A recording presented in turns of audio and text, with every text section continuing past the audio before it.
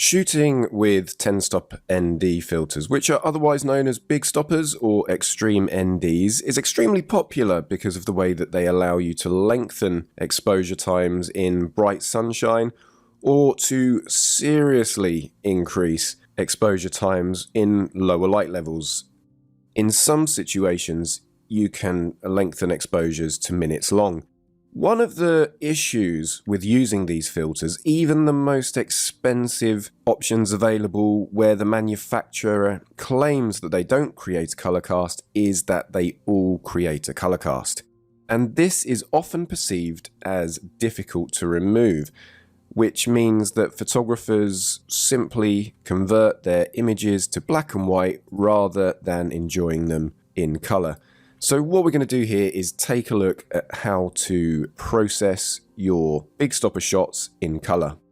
So what we're going to do first is just get the image processed up properly, and then we'll take a look at the white balance to correct the color cast. So first things first, I'm going to apply the lens corrections and then zip back up and increase the exposure here because the shot's a tad too dark. So somewhere around there is looking good. The thing is with all images is that the processing is different, but by processing the image first and getting everything looking right, it makes it much easier to remove the color cast using white balance. So next up, I'm just going to drag the highlights down, and I can hold down the Alt key just to see if there's any clipping, but there isn't any clipping at all. What I'm doing is just increasing the detail that's visible in the waterfall here. And next up, I'm just going to lift the shadows as well. So we haven't got any clipping just yet. So let's take that up to 40. I'm just now going to change the point curve from linear to medium contrast. So if I just have a look at the shadows and highlights, yeah, we're picking up some shadow there, and with the highlights, we're still good. And then I'm just going to increase the whites to brighten everything up. So I'm holding down the Alt key as well, just so I can avoid any clipping. So that white that you can see there is pure white. The red is very close to pure white. So if I'm in this kind of region, I'm not blowing any highlights, but I'm really making the image nice and punchy. And I'm going to do the same with the blacks and just drag this over to the left. So that's just giving a slight contrast boost alongside the curves.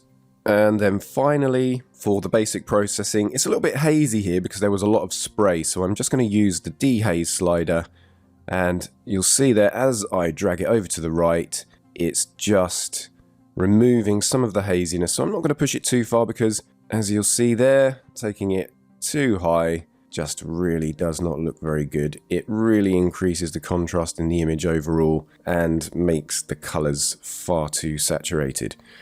So that is the basic processing. Now we can work on the white balance to correct this really quite strong warm color cast. So there's a lot of magenta in there, and there's also a lot of yellow.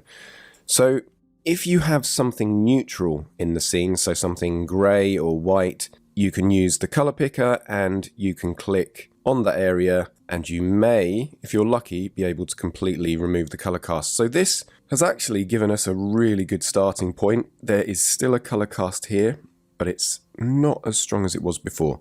In some situations, if you're in a city, for instance, and there's lots of neutral tones, you can just get the white balance fixed with one click.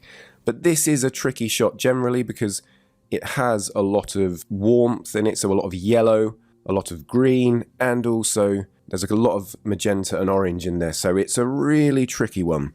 So what I'm going to do first is just drag the temperature slider over to the left and just cool the image down more. And as I drag that slider over, you'll see the water has immediately become much more neutral. So I'm going to keep dragging it over, and we're removing much of that cast.